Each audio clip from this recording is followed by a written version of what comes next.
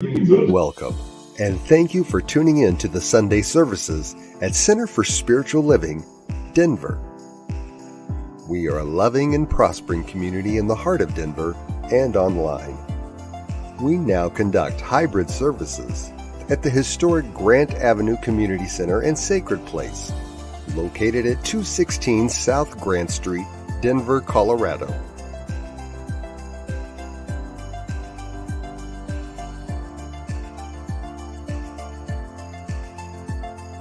All are welcomed here. A place, space, and face of love. We are a spiritual community practicing universal principles that enrich our lives. We are grateful that you have blessed us with your presence. While online, we'd love to know you're watching with us. Feel free to leave a comment and let everyone appreciate you. With everything going on, life can feel overwhelming. CSL Denver wants you to know we are here for you. Please know that our practitioners are available for personal prayer work. Our licensed spiritual practitioners' names and phone numbers are available on our website at csldenver.org. Or if you have a prayer request, feel free to email it to info@csldenver.org. For your convenience, you'll find clickable links in the description of this broadcast. Rev El Zia, along with all our guest speakers, practitioners, service coordinators, and musical inspirations, want you to know how truly grateful we are that you are with us today. Thank you for your continued support and participation in our services, workshops, and events, as well as providing financial contributions to our center. If you're interested in upcoming events and information, we send out weekly newsletters. Sign up by visiting www.csldenver.org. We deliver services in a hybrid format where we meet in person at 216 South Grant Street. We will also continue to live stream all services on Facebook and YouTube every Sunday. Find us on our respective channels as well as on New Thought Media Network.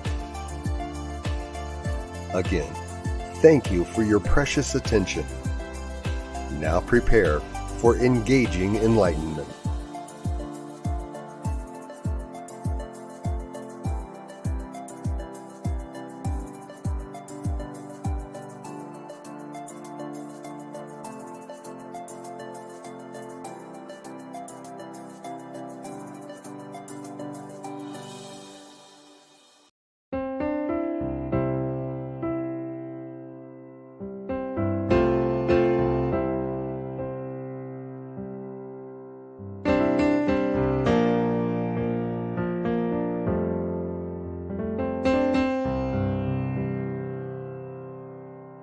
There is a garden where dreams come true, a beautiful garden where God's grace blooms. There is a garden where everything grows, a beautiful garden where love is sown. And in this place of light and love, you can have anything that you're dreaming of.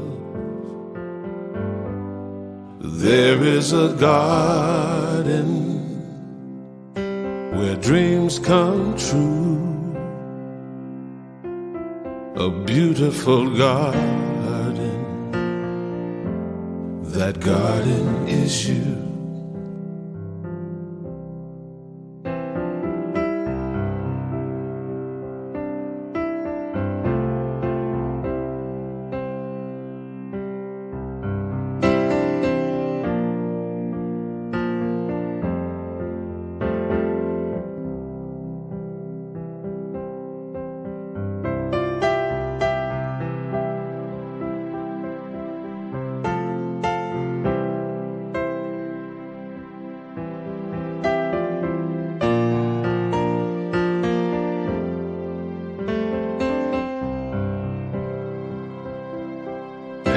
And in this place of light and love, you can have anything that you're dreaming of.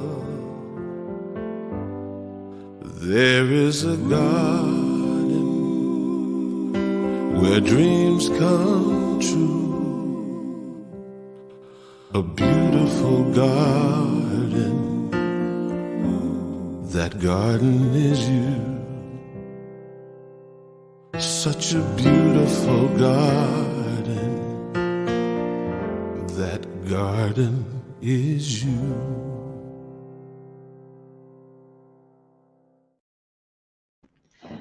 Good morning, everybody. Hey, I have no head. That's okay. All right, so let's just sit back and take a nice deep breath and welcome the day. So we've all come here to celebrate the fact that we are all one, we are all whole, we are all perfect and complete, and we're unified. Whether we're here in the room or we're watching at home, or maybe we watch later in the week, we are all one, we are all blessed, we are all love. And we are all very grateful to have this wonderful community and our friends, and it's just a lovely day and a lovely bunch of people, and so it is. Oh, my head's back. Okay. Today's reading is from A Deep Breath of Life by Alan Cohen. Michelangelo was asked how he sculpted the magnificent statue of David. I looked into the stone and saw David. Then I simply cleared away everything that was not David. Our work in life is exactly the same. We do not have to create who we are. Indeed, we have been created in utter perfection. We just need to discover what about our life is not who we are and let it go. The great Indian sage Ramana Maharshi offered a straightforward path to enlightenment. Continually ask, who am I? Sincere, consistent inquiry into this most important question will eventually reveal that many of the things we identify with are not who we are. When our illusions are peeled away, only our divinity remains. Who are you? You're not only your name, which could change. You are not a husband or wife or single person. Your identity goes far beyond that. You are not your bank account, which rises and falls. You are not your job, which is temporary. You are not your emotions, which wax and wane. You are not your job, which is temporary. Oh, I just said that. You are not your religion, which is mutable. You are not your emotions. You are not your religion. You are not your body system. You are not even your thoughts, which you're not even your thoughts, which can vacillate and run in all sorts of directions. If you're not any of these things that you commonly identify with, who are you? We are spiritual beings. We are spiritual beings, and any other identity detracts from the majesty of our true essence. Let go of false beliefs about yourself so that the true you may shine in all inspirations, in all ways. So we have two quotes today. The first one is from A Course in Miracles. Nothing real can be threatened. Nothing unreal exists.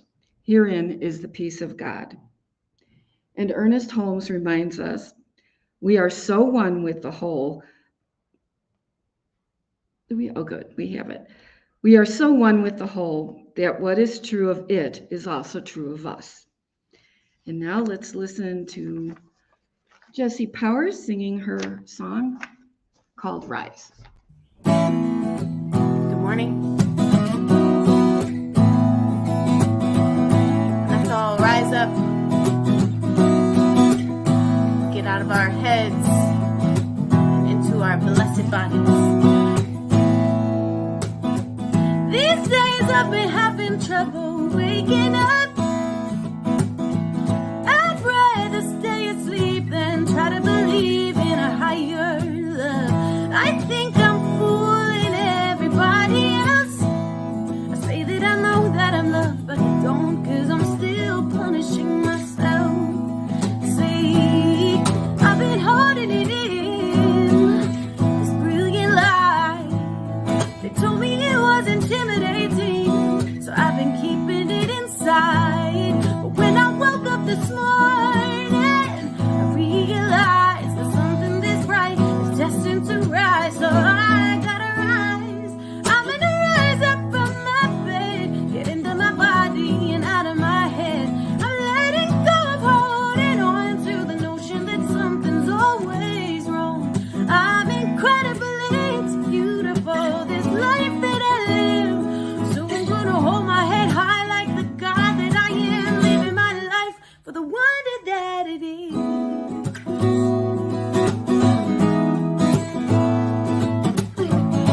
These days I've been having trouble getting right. Stuck still in a tiny bubble, just watching my life roll by. And I get anxious and I'm afraid of everyone else. But to be honest, it just gets worse when I'm alone with myself.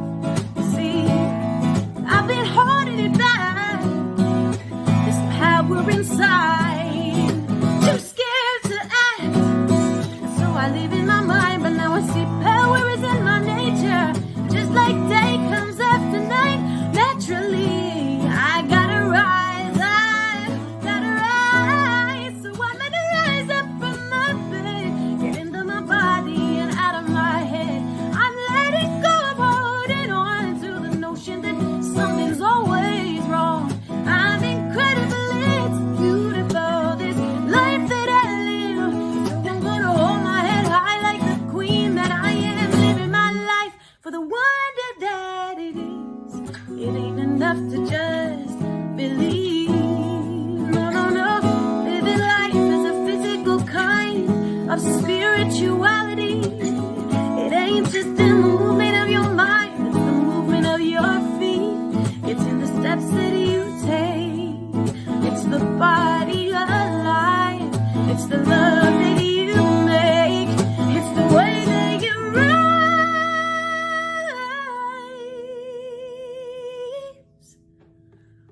So I'm gonna rise up from my bed, get into my body and out of my head.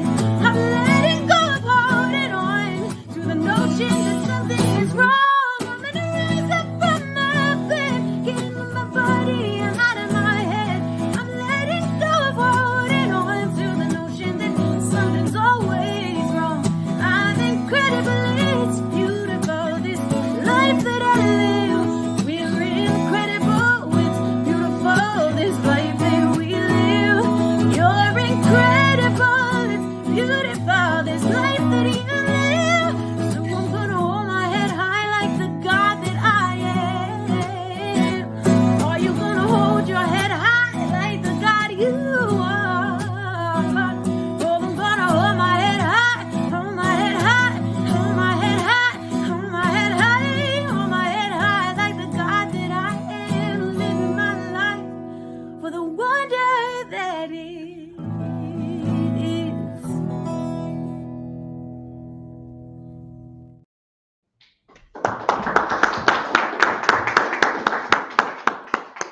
Very nice song. Thank you, Jesse. You know, rise. Ultimately, that's what our message this morning is about. It's about rising up in consciousness. And it's also about the reading that Giselle had a few minutes ago about us shifting from the standpoint of being an individual to looking at our spiritual nature. That's where we're going today. Hey, good morning, everybody. It's good to see all of you here in the room. Oh, thank you, CSL Denver, for continuing to bring me back. I was thinking about it this week when I was thinking, I'm not sure how many times I've been here, maybe 4 or 5 times this year. And going back in my history, I think it was My first time guest speaking at CSL Denver was probably 16, 17 years ago. So it's been quite a while that we've had this relationship, and I appreciate that you keep inviting me back. Welcome to everybody who's online. Well, I know that if you're watching live or if you're watching the recording, that you're sitting there and you got infinite amount of variety of things you can click on and choose to see. I hope that the time that you spend watching this is beneficial for you. I think we've got a good message, and that you stick with us. And thank you for being here this day, wherever you are in your time zone. Today's message is entitled Seeing the Good in All, Recognizing Wholeness, Seeing the Good in All. And we're doing a whole month long here at CSL Denver where we're looking at and exploring the concept of manifesting and living in the state of wholeness in our lives. And today what we want to look at, and what I like doing with these themes and talks, is to take that subject and say, what can we learn from this? What can we learn from this? As my wife likes to say, you're not an inspirational preacher, you're more of a teacher. And so what I usually do is sit with the concept or the ideas or the talk title for the week and meditate on it and see what comes up. And over the week, the message percolates, and I'm always excited to learn what I'm going to learn through doing these talks, and hope that you enjoy and get something from it too by going along on the journey. But I am a teacher, and what I want to teach us about today is about seeing the good in all. Seeing the good in all. Now, here's a question for you. If you're watching online or here in the room, think about this. Do you see the good in all 365, 24/7? If you do, raise your hand.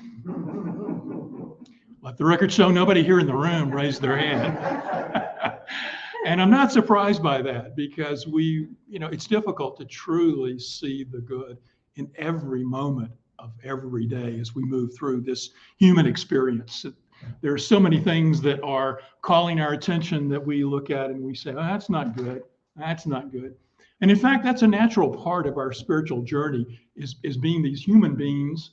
And we'll come back to this, that we're ultimately spiritual beings, but we're moving through this human experience. And let's think about our human experience and what it's been like for us in all the years of our life. You were born onto this planet as and you're a little baby, and you're immediately wanting food and to be cleaned and to have a safe place. And through those desires that you had as this little child, you started discovering, food, good. Hunger, not good. Warmth, good. Cold and discomfort, not good. We go through our entire lives actually making these sort of discernments that we've gone through and sort of have this whole category and menu of stuff that we've labeled the good. And then on the other side of the ledger is the not good stuff. And we can take it from a standpoint of looking through, like the stomping that we're hearing in this building in the moment. We might go, oh, not good, not good. But ultimately it is good. And we got to be able to shift ourselves into seeing the things that we label as not good, as seeing the good in them. But it's difficult because we've got years and years and years and years of training where we have gone through a ledger in our minds, bringing forth things that we see are good. Having people like me, good. Think about it in school when you went. Having a circle of good friends, good. Being bullied, not good. Being alone, not good. We go forward into relationships, and the relationships are successful. We feel a sense of love and connection with another person, and we call it good. But then the relationship might end, and it's not good. And so we continue making those things, and we move out into the world, and we get grades in schools, and A's are goods, and F's are not goods. And we have our aspect of getting jobs, and it pays me a good salary, good. I'm hardly making a living wage, not good. On and on and on. Our entire life has been a pattern of experiences that we have labeled on one spectrum good and on the other spectrum not good. And so we have this whole pattern of two long lists that we sort of judge through life as we look at stuff, and we have a lot of them that we've labeled as good and a lot of them as not good. And I think we can all sort of identify with that. And as we look at it, at our list, we also have to recognize that as we've moved through these lives, we create these sort of mental maps about the universe and the world in which we live. We say, here's how the world works. And I want these good things I've put on the good ledger. And if I do these things in my life and act in this certain way, I'm going to get the things that are good, as I have defined my life with my mental map. My mental map also steers me away from those things that are not good. And so we have a lot of map making going on in our heads, whether we recognize it or not. We have a vision of how the world works, why are we here, what's the meaning of life, and what's good and what's not good. And so we have these maps and we walk around each day with them, and they're driving our actions and our decisions. And as we do that, we also get urges to learn and to explore more. Now, here you are, you've come to a Science of Mind center, a center for spiritual living. You're pursuing a spiritual philosophy, and you walk in the door, and as you discover the philosophy, when you first are learning about it, you have come in with this list of the good and list of the not good. And when you come in, you're also trying to explore more about your mental maps and the meaning of life. And as you approach Science of Mind and you find that, if you keep coming and you find that it resonates with you, that the philosophy resonates with you, one of the first things about the philosophy that you hear about is that the universe is good and there is an infinite variety of good for you, and that you can have the good. And there are techniques and approaches and ways in which you can live your life to manifest more of the good. And you hear that and you go, good, because I want to have more of that stuff I've labeled the good. I want to have the big job, the big car, the stuff. I want to have the relationships. I want to have the ability to express my creative sparks and talents. All of that's on my good ledger. And so Science of Mind and New Thought offers the idea that you can have that good and offers techniques for developing it. But you also come in and you approach this philosophy and they hit you with something else. They hit you with this idea that everything is God and everything is good. Wait a minute. I got a whole ledger of not good stuff that I've walked in the door with. And I got to all of a sudden reconcile my not good list with a message of a philosophy that says everything is good and that the goal of our life is to see the good in all. Oh, well, let's just hold that. Let's go back to this other side, this other thing you were talking about. How do I get more good in my life? And so we start giving you the tools and techniques. And I sort of call this the introductory metaphysical lessons of Science of Mind. It's really the base stuff that when people come in the door, their perspective is, I'm Mark.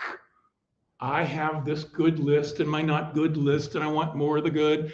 And you have got techniques for me. And they say, yes, Mark, come here. Change your thinking and you can change your life. Focus more on seeing goodness in your life and you see more goodness in your life. Those things that are on the not good list, if you push against them, you're going to see more of the not good. There's the old saying, what you resist persists. What we push against and deny and don't want in our life are not good list. If we focus on those, so the whole thing is teach your mind to think more over here on the good side and think less over here on the bad side, and you will manifest more of the good. And it works. It works. If you truly practice this, you will find that you have more and more goodness coming into your life by focusing on this. But there's that other thing we teach. It's over here. And that's the advanced metaphysics stuff. It's a little more challenging when we get into it. A little more challenging because it says everything is God. It says that, and everything is good. And I've got to somehow or another take the things that have been on my not good list and the things I'm currently putting on the not good list. Just look at the world out there. War, fighting, divisiveness, political systems that are stuck. I could go on and on and on with a big appearance of not good over here. And I've got to somehow or another see the good in all of that and call it God and spirit and see it's all part of the oneness. How the heck do I get there? It's comfortable to be over here and use the tools of New Thought and Science of Mind to create our life as an individual and see the good in our life. But we're also called on a spiritual journey to expand our consciousness, to rise, to move from the physical being and human being to the spiritual being, which takes us into the advanced metaphysics, and which takes me into the thing that every time you invite me back here, I always give you the same sort of message. I say the same kind of words at some point in the talk that you almost come to expect it. We're spiritual beings having a human experience. We live simultaneously in two worlds. We have a world of form and the physical body and our lives that with our names and all of our stories. But we're beyond that. We're spiritual beings that live in a world of oneness and unity and completeness. And as the theme for the month is wholeness, that's where wholeness rests. Wholeness rests in the sense that everything is whole and complete in and of itself. And I have to move from this perspective of me, Mark, as an individual, satisfying my individual needs by using the tools of science of mind, to being this being that is anchored in oneness. I lightly have been describing it. It's like you're on a continuum. And I think this is a good model for your mental map, that we live on a graduated scale where at one end is the material physical world with the lowest levels of consciousness. You can think rocks and minerals if it helps you. But on the other end is the vast expansiveness of that mystical feeling of oneness and completeness of all that is. And we live in between, moving around, more on the end towards the rocks many days than up there in the vast blissness of oneness. But that's where we see everything is God and everything is good. It's down here next to the rocks where we say good, not good, good, not good. Because it's in our individual lives we've made these discernments, and it's good for us to employ that in that aspect of our life. I don't want to diss it.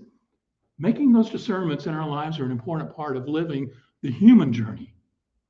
But on the spiritual journey, at some point, we have to move beyond that and expand our ideas of what's really, truly good. So the question then becomes, how do I move up this continuum?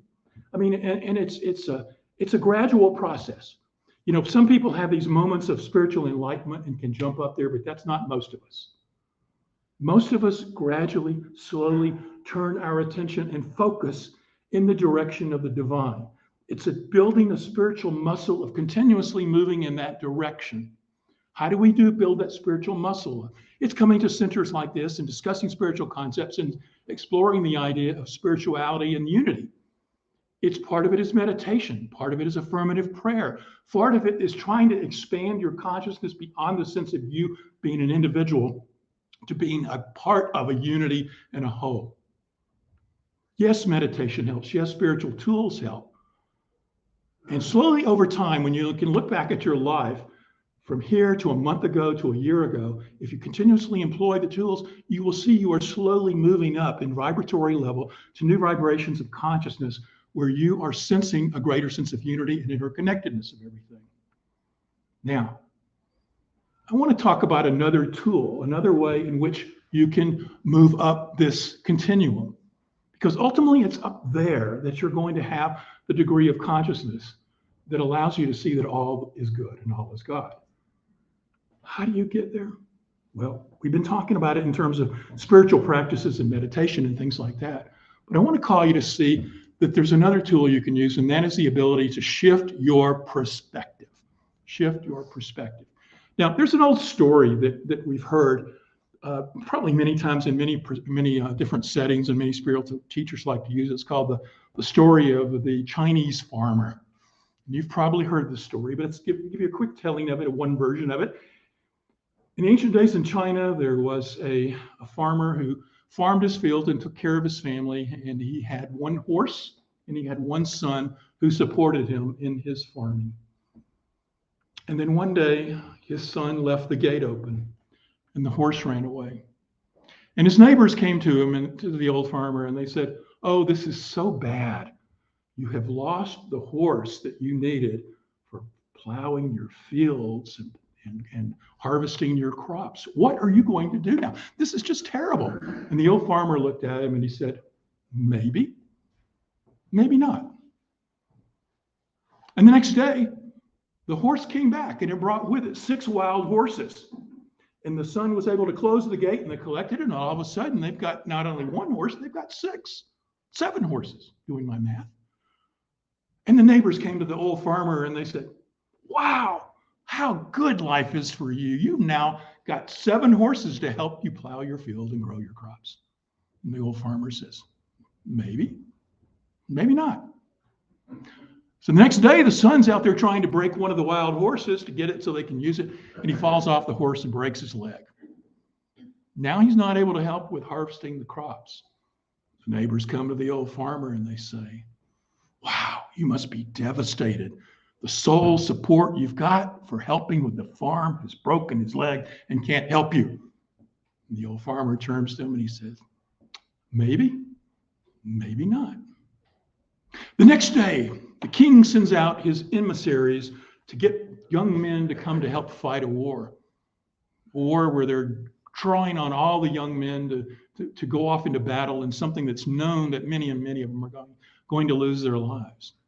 And as they come to the village, here is this young man who normally would be taken because his leg was broken. The army passed him by. And the old neighbors came to the farmer and they said, wow, you must feel blessed that the army did not take your son away to war. And he said, maybe, maybe not. Now, the story could go on from there, but I think you get the point, is that anytime we judge something, we judge it from the perspective of our lives. We look out at stuff and we say, in this scenario with the setting of what just happened, I put that in the good column or the not good column. And that's my perspective on it. But what this story calls us to see is to shift perspectives, to see it from a bigger standpoint, to see it from a longer time standpoint, to see it from more than just the individuals, but from a society or human standpoint. So there's a real challenge for us to shift away from being, I'm Mark, with this is my story and this is my life and my list of good and not good, to shifting my perspective to thinking and putting myself into the perspective of others. The New Thought teacher, Neville Goddard, stated that one of the greatest gifts that humans were given was the ability to have an active imagination. An active imagination. That allows us to create in our own minds, our own awareness, the thoughts about what something might be, look like, and be. Now, we use that imagination for the creation of our lives and the newness that we're bringing into our lives. But we can also use our imaginations to imagine what it would be like to be another person. Now, I want to just talk us through and think for just a few minutes about how we can look at what other perspectives are we talking about.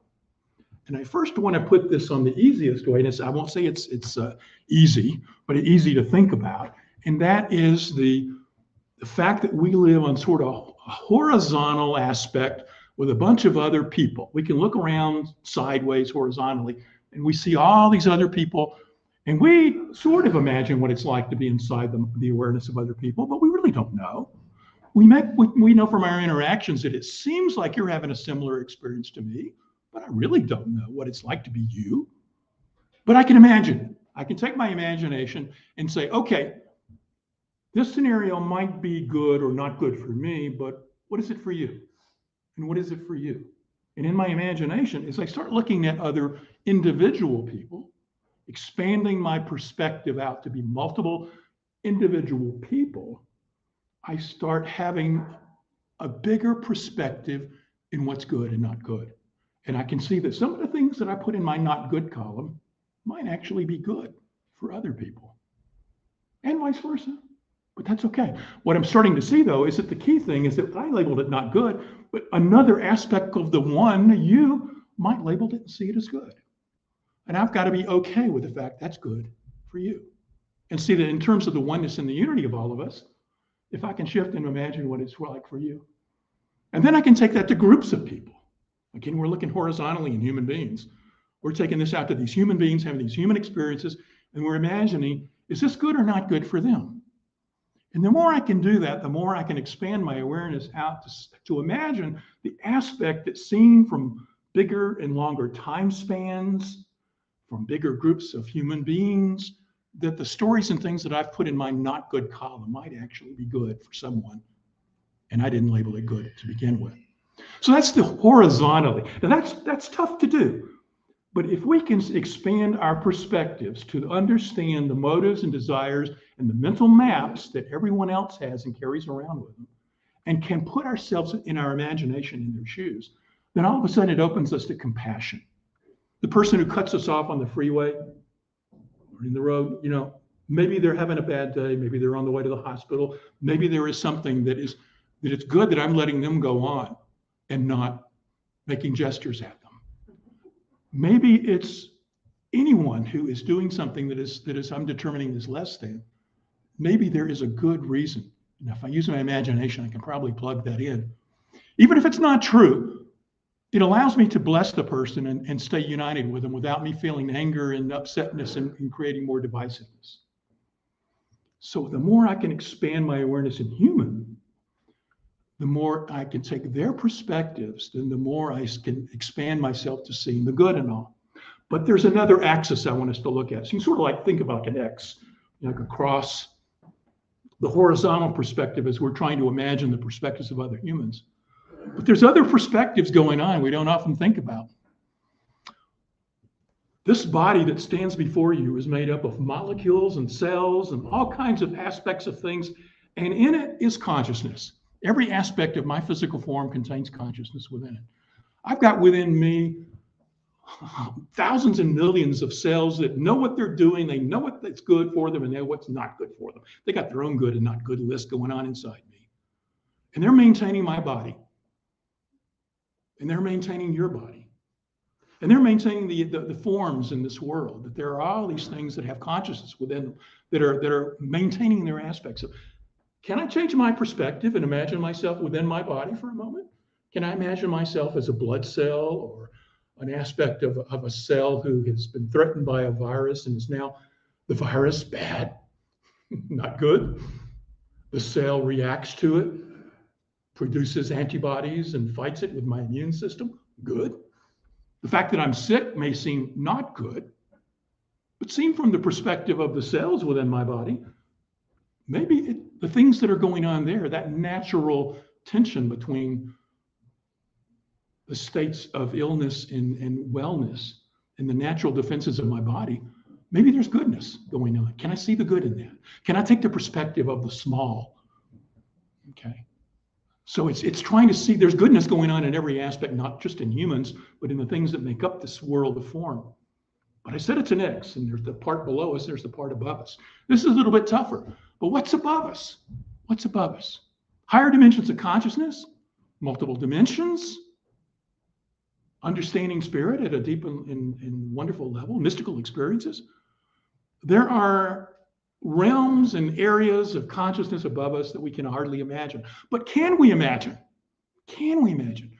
We've been given the gift, as Neville says, of creative imaginations, and we can imagine that there is realms and lives above us. And can we, in the moment, imagine that? Can we take the perspective of something greater and grander than my humanness and the human story? So what are we doing? What am I trying to get you to do here? It sounds kind of weird in a way, I get it. But I'm trying to get you to say, hey, the more we stay stuck in seeing life only from the aspect of myself as an individual human, yes, I'm having I'm a spiritual being, having a human experience, but as long as my identity and my perspective is locked as me, Mark, my life, I'm not, it's hard for me to see the good in all. But if I can take that perspective and apply it to humanity, starting small, people around me, move it up, move it up, move it up, it's more and more and more. See humanity as a total. And can I take it to look at this physical universe and all the smallness and the things that are building up within this? Can I expand it to the realms and dimensions beyond me? Can I take it to the vastness of the all, of everything that is potentially possible in this world?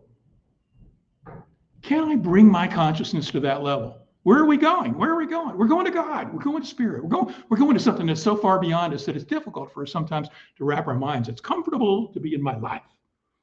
But this unknown, nebulous oneness, it's a little scary in a way. But if we truly want to live in a state of wholeness, if we truly want to see the good in all, if we want to honor the spiritual path we're on and to take the next steps of where we're called to be, at some point we have to let go. Hold on to my humanness and my story for my interactions in this world, but don't see it as my entire story. Use it for your interactions in this world, but to know that your ultimate truth expands beyond this world. And if you can take using your imagination, the perspective of other people and the smallness of cells, and put yourself into the life of a rock or a dog, or into angels and mystical beings beyond this realm, if you can, in your imagination, move about, that all of a sudden you see that the things that are the human stories and all the things that we have put into the column called not good, they're really serving good. The whole human spiritual story is about us being cast out from oneness, going through our human story and returning to oneness. And so a part of that story is this discernment between good and not good while we're here. But a part of our story is that as we return to oneness, to recognize that all those goods and not goods, they were all good. They were all good. They all served where we're going. The job loss that led you to a new career. The relationship that ended that led you to a new relationship. The questioning of a faith and belief and worldview that led you to a new one. There's always the release of something for the newness to birth in your evolution. Let's allow ourselves to expand our perspective, to take the perspective of the all. Start where you are. That's what we did when we started with the techniques of changing your thinking. We had to start where we are. But wherever you are in your perspective of oneness and unity of the universe, start there and begin each day meditating, making affirmations, setting the attention to live in oneness, and to begin taking the perspective of others, to open your heart to compassion. And as you do that, you'll find that in time, as you look back on your life a week later, a month later, a year later, sometimes 20 years later, you'll discover that you have become enlightened to the truth that everything is God and everything is good. So let's pray. As we go within in this moment, we simply know and feel and sense that there is only one life. There is only one God. There is only this oneness in which we live and move and have our being. And we say these words so frequently in these prayers, sometimes that we tune the words out. But I want us to anchor that into our consciousness. There really is only one life. And that's where we're anchoring our awareness right now. And each day, I know for every person here, every person listening to these words online, that you are every day shifting your perspective a little bit more to recognizing the unity of all of it that is. That you live and move and have your being within the divine flow of God or Spirit, whatever name you wish to give for it. That you recognize that your individual life as you is serving you at this time in this world and space, but you are so much more than that. And as you shift your perspective and you see the great and grand universe in which you live, your heart is filled with love, because love is an evolutionary force moving you forward to your interconnectedness and bonding yourself emotionally to all that is. That's where you're going.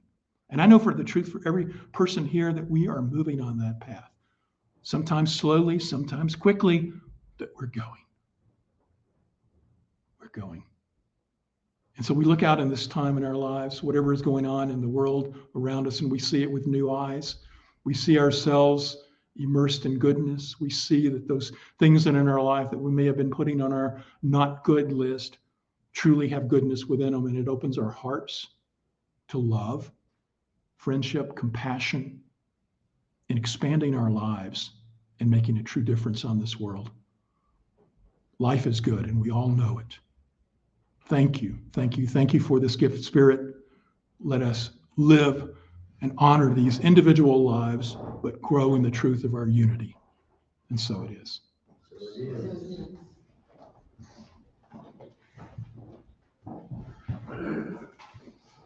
Thank you, Reverend Mark.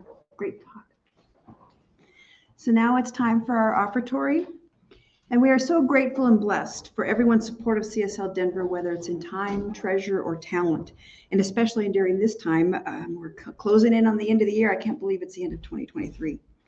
Whether this is your first time joining us or you are a returning community participant, we want to thank you for your continuing financial support of the important work we are striving to do. Right now, there are several ways you can make your financial contribution to Center for Spiritual Living Denver. This information is running across the bottom of the screen. There's either text to give, there's going onto our website and clicking on the donate button, there's writing a check and mailing it to our P.O. box. However, and whatever you give is just always such a blessing for yourself as well as for us. So please hold your gift in your hand or just your hand to your heart, just absolutely knowing the truth of who we, as Reverend Mark said, that the wholeness of who we are in all that we are. And repeat with me our usual affirmation. This perfect gift is spirit in form, circulating and blessing all that it touches. Freely I give and joyously I receive. And so it is. And we have one announcement, excuse me. Next Sunday, December 17th, after service, we are doing our Divine Dialogue. So please join Reverend Elzia and the practitioners for this time together after the service. We just circle up and have a discussion and can talk about anything spiritual, what we think of Reverend Elzia's talk. Just anything and everything is open to whatever. So, and we have older Science of Mind magazines for free on the table next to the fellowship table. The Science of Mind magazine started going bi-monthly in September, so we still have a few of the current ones at $4 a piece, and that would be November, December. So we'll be having the January ones coming out soon. And if you would like to hear some good news of the world to affirm the good in the world, we have a link on our Facebook page called And Now the Good News. This program is put together by New Thought Media Network and airs on Fridays at 5 p.m. Mountain Time, or you can watch these anytime during the week. So just go to the Center for Spiritual Living Denver Facebook page and click on any post that says, And Now the Good News. New Thought Media Network has over 40 hours of weekly broadcast programs, and we invite you go to www.ntmedia.org and check out what they have. There's something for everyone. There's prayers, there's classes, I know Reverend Mark and Reverend Elzia do speak on Saturday mornings at 9 o'clock about using the Science of Mind textbook. So it's kind of a learning class to get to know more about Science of Mind. So we are truly blessed by everyone who has chosen to support CSL Denver by showing up on Sundays or watching our services online. We know that as we move through the rest of this year, the Divine Beloved is guiding and loving us, each and every one of us. Thank you for joining us, and let's close out with Chris Chickering, a prayer for who we really are.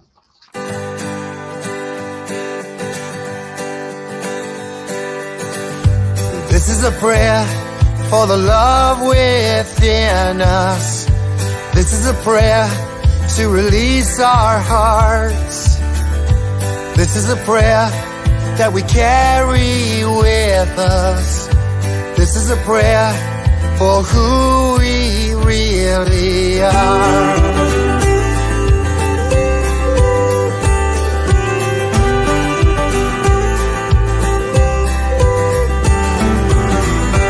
We are light, we are sunshine, we are what we believe. We are hope, we are promise of everything that's yet to be. We are bliss, we are laughter. We are flowers in the spring. We are life, ever flowing. And these are the words that we will sing. This is a prayer for the love within us. This is a prayer to release our hearts. This is a prayer that we carry with us. This is a prayer for who we really are.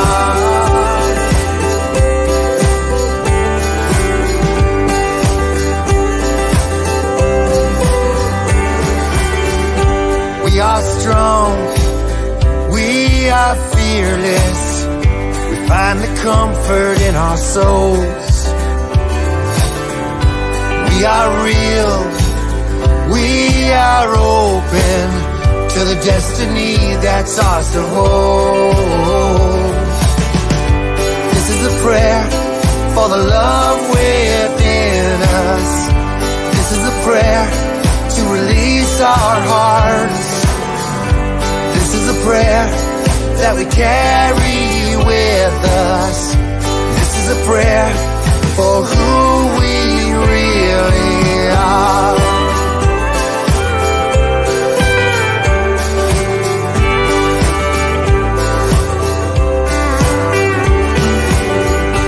We are here, we are present in every moment that we breathe. We are peace, we are freedom, and this is a song for you and me. Yeah, this is a prayer for the love within us. This is a prayer to release our hearts. This is a prayer that we carry with us. This is a prayer for who we really. This is a prayer for the love within us. This is a prayer to release our hearts. This is a prayer that we carry